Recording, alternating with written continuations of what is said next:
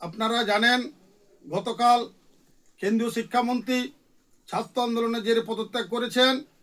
আমি এই সম্পর্কে দুই কথা আপনাদের সামনে বলার চেষ্টা করছি।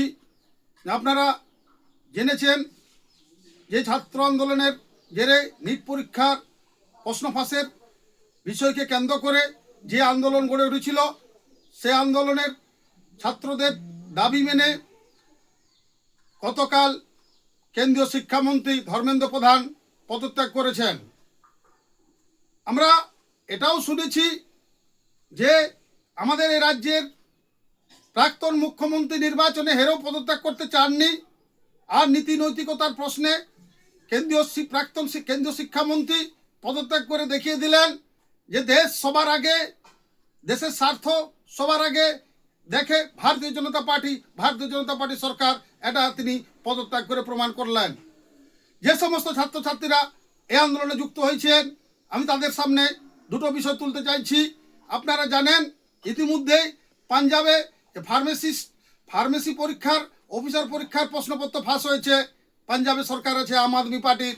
তাই যে ছাত্ররা আন্দোলন করলেন, যে বিরোধী নেতারা এই আন্দোলনে ইন্ধন দিলেন, যে বিদেশি রাষ্ট্র এই আন্দোলনে মদত দিলেন, আমি তাদের কাছে প্রশ্ন রাখছি যে এই পাঞ্জাবে যদি কোশ্চেন ফাঁসের ক্ষেত্রে পাঞ্জাবের শিক্ষামন্ত্রীর পদত্যাগের দাবিতে আপনারা আন্দোলন করছেন না কেন? তা এটা কি শুধু বিজেপি বিরোধী আন্দোলন? এটা কি শুধু হিন্দুদের, সনাতনী হিন্দুদের সরকার আপনারা দেখতে পাচ্ছেননি? আপনাদের গাত্ত জ্বালা হচ্ছে সেই জন্যই আন্দোলন? আমি এই প্রশ্ন রাখছি। আমি আবারও আপনাদের সামনে বলছি, কর্ণাটকও রাজ্য স্তরের যে পরীক্ষা, কর্ণাটকে যে কংগ্রেস সরকার আছে, সেখানে যে রাজ্য স্তরের পরীক্ষা প্রশ্ন ফাঁস হয়েছে সম্প্রতি, সেক্ষেত্রেও আমরা আন্দোলন দেখতে পাচ্ছি নি। কর্ণাটকের শিক্ষামন্ত্রীর দাবিতে আন্দোলন করছে না তো বামপন্থীরা, ছাত্রছাত্রীরা। তাহলে এই প্রশ্ন স্বাভাবিকভাবে সবার মনে আসে, এই আন্দোলনটা কিসের ছিল? এই আন্দোলনটা ছিল ভারতকে আন্তর্জাতিক ক্ষেত্রে দুর্বল করার জন্য। ভারত বিরোধী শক্তি যারা ডিপ স্টেটের আড়ালে ভারতকে দুর্বল করার চক্রান্ত ধারাবাহিক করে চলছে, তাদের এই আন্দোলন ছিল। তাদের ভারতকে পিছনের দিকে নিয়ে যাওয়ার যে আন্দোলন ছিল। কিন্তু ভারত সরকারকে ধন্যবাদ কেন্দ্রীয় শিক্ষামন্ত্রীকে, তারা তাদের প্ররোচনায় পা না দিয়ে তারা দেশের স্বার্থকে অগ্রাধিকার দিয়ে প্রমাণ করে দিয়েছেন যে দেশ সবার আগে। আর দেশ বিরোধীরা দেশকে চক্রান্ত যতই করুক তাদের ফাঁদে পা দেননি, এটা পুনরায় ভারত সরকার প্রমাণ করেছে। আমি সমস্ত স্তরের ছাত্রছাত্রী, সাধারণ মানুষ সবার কাছে আমার অনুরোধ, আন্দোলনের তো একটা উদ্দেশ্য থাকবে। আন্দোলন হবে তো সম্পূর্ণ নীতি সাহায্যে। সেটা কোথায় নীতি আপনাদের? আপনারা কেন্দ্রের যেটা নিট পরীক্ষার কোশ্চেন আন্দোলন করলেন, ঠিক ছিল, এটা ভালো জিনিস। কিন্তু সেই একই অপরাধে যখন অভিযুক্ত হচ্ছে পাঞ্জাব, কর্ণাটক, তখন আপনারা নিশ্চুপ কেনেন? এই পশ্চিমবাংলায় 26,000 শিক্ষকের চাকরি বাতিল হলো, আবার এই তৃণমূল কংগ্রেস এই দিল্লির আন্দোলনে যুক্ত হতে চাইছেন। এখানে সরাসরি শূন্য পাওয়া নম্বর, সাদা খাতা দিয়ে চাকরি পেয়েছেন, তারা এই আন্দোলনের হত্যা করছেন।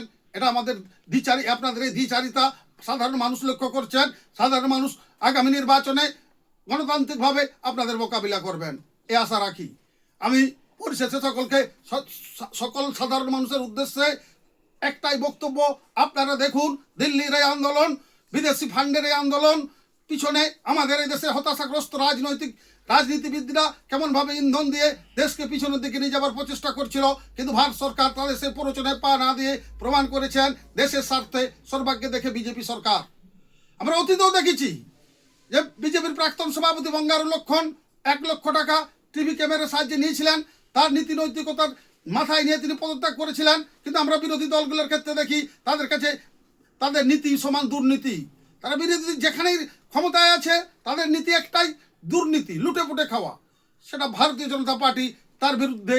তাই আমরা আগামী নির্বাচন সকল স্তরের মানুষের কাছে আবেদন, যারা জাতীয়তাবাদী শক্তিকে শক্তিশালী করতে চান, দেশ মাতৃকাকে যারা শক্তিশালী করতে চান, দেশকে যারা বিশ্বের প্রথম স্তরে নিয়ে যেতে চান, তাদের নিকট অনুরোধ, আসুন ভারত সরকারের পাশে থেকে বিজেপিকে শক্তিশালী করে আমরা প্রমাণ করে দেবো যে ভারত এত টুকরো নয় যে ভারতকে টুকরো করা যাবে।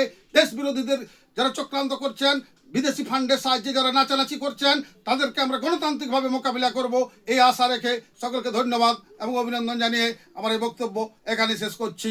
ভারত মাতা কি জয়।